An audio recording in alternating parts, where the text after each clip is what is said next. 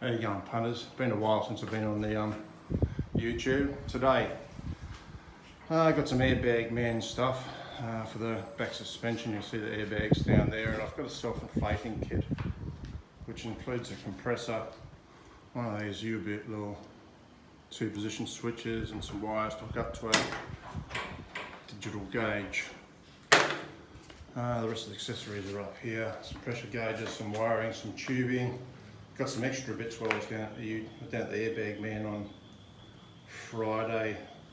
Some bulkhead fittings, some T-pieces, some remote sensor fittings, and believe it or not, a T-piece. Most of the tubing's down here. I've already pre-assembled the airbags, so they've got the top plate, bottom plate. It's got a exhaust protector, and I think they call them dash plates. They supply a little compressor with that kit, which I've actually mounted up inside the cab, just up in here. Now I've decided not to use that for various reasons. And the principal one is I've got an onboard ARB compressor already, which I've installed in the toolbox. So I'm going to hook up the airbags to that. That's effectively going to make the compressor I've mounted up inside the canopy redundant, and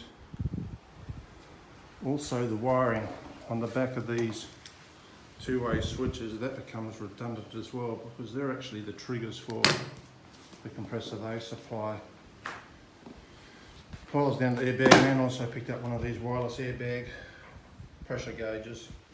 That's what these fittings are for, just to put in the remote sensors, put in the tube line.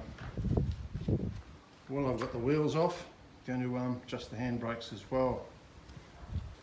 And this is going to be a few videos on the going. I've already got the remote schroeder valves in here.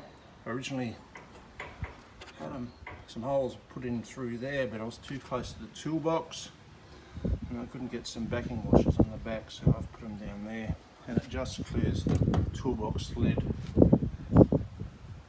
So I'll take another short video once I get these airbags in position and got something else to talk about.